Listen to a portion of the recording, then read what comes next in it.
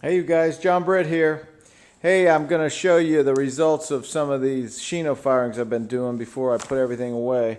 Just wanted to let you know we're going to be doing a workshop at the Adamus Center in Bethel Horizons. It's Dodgeville, Wisconsin. Here's the contact info. Basically, we're doing gold Shino, but we're calling it experimental because we're uncertain what their kilns will do. So this is some of the stuff that we've gotten here.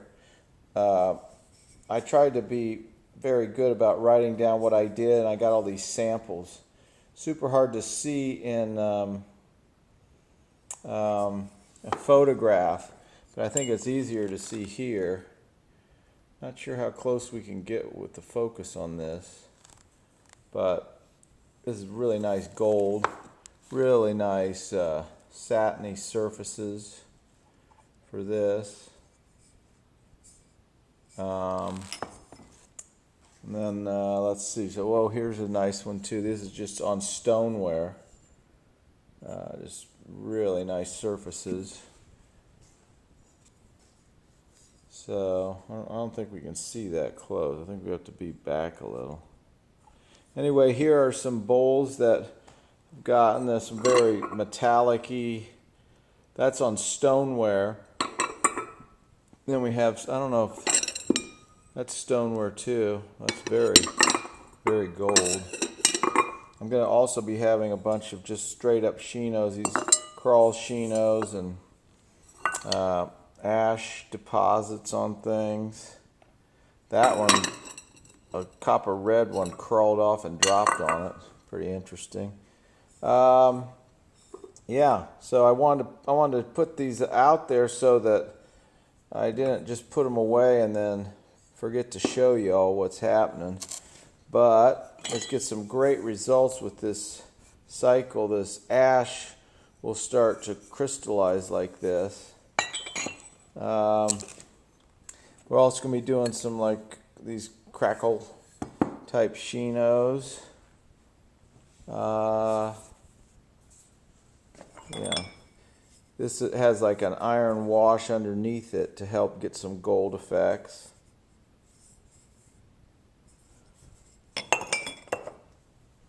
Here's a nice one. It's just a nice straight up Shino T-bowl.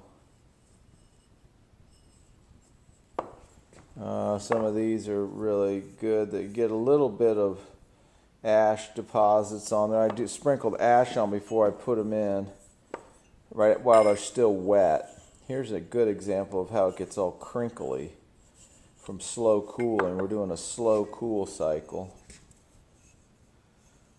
So we'll have all these, and then we'll be doing a bunch of stuff like this is painting over top of a Shino before we put it in with burnt umber and iron and any number of things.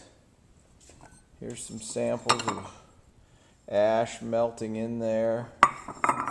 That's a nice one. There's a nice purpley looking one. That's on porcelain. Then I have these little ewers I was doing, so they turned out real nice. Sometimes the ash doesn't crystallize on these, and sometimes it does. Gives you really good partial crystallization there. And the other side is that crunchy texture. Some more purpley ones, really nice satin feel to them. That's the ash melting in there and turning green like that. Any number of countless things, and luckily I wrote everything down so I can bring that along. Trying to think. Oh, here's just a straight up Shino cup with nice crystallized ash, and then melted in the bottom.